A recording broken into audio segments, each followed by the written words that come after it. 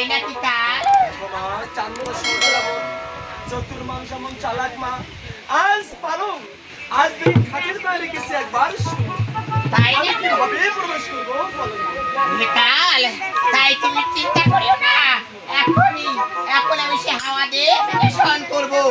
হাওয়া দেবী প্রবেশ করবে লোহর বাসর ঘরে, বেহুলার পাতার পেশা উড়ে দিবে, করবে জমিও বাজে, সেই কেশ পেঁচিয়ে পেঁচিয়ে উঠবে সেই শুনে। ঠিক আছে মা, তাই করো মা। কোথায় রে হাওয়া দেবী, কোথায় হাওয়া দেবী?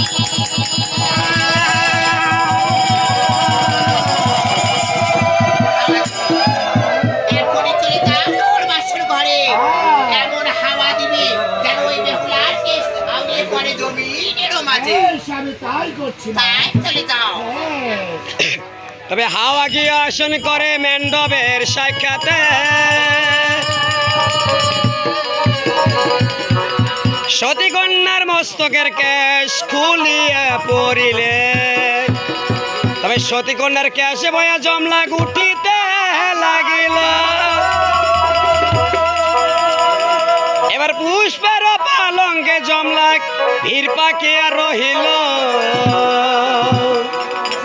তাই বিনা দোষে জমলা কখনো মানবকে দংশন করবে না, তাই বিপদে পড়ে জমলা কাঁদতেছে হে মা জননী।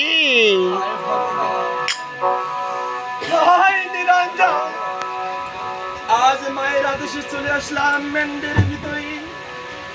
সোনার চাঁদের মতো ছেলে লাগছে যদি ঘরে। আমি জমলাক পারবো না লক্ষ্মীন্দরকে বিনা অপরাধে দংশন করিতে। আজ যদি বিনা অপরাধে লক্ষ্মীন্দরকে দংশন করি, তাহলে যে পরপরে আমাকে ভগবান নরকে বর্ষা করি। আমি পারবো না মানব হে মানবকে বিনা দোষে আজ বিনা অপরাধে লক্ষ্মীন্দরকে দংশন করতে। এত সুন্দর চাঁদের মতো ছেলে লাগছে।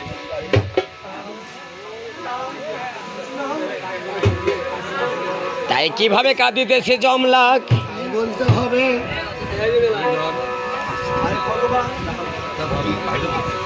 আজ আমি তাই যে একটি কথাই রয়েছে, দোষ পায় সর্পে দংশে কি করে রোজার বাপি। আমাকে যতক্ষণ পর্যন্ত আজ আমাকে আঘাত পাই না, আজ আমাকে দোষ করে ততক্ষণ আমি লক্ষ্মীন্দরকে দংশন করব। তার আগে আমি ডাকবো পাড়ার লোককে, আজ চান্দ সদাগরকে, সোনিকাবালিকে ডাকবো। সে যদি আমার ডাকে এসে সাড়া দেয়, আমি কালি আজ চলে যাবো, রাজ্যের লক্ষ্মীন্দরকে দংশন করে চলে যাবো।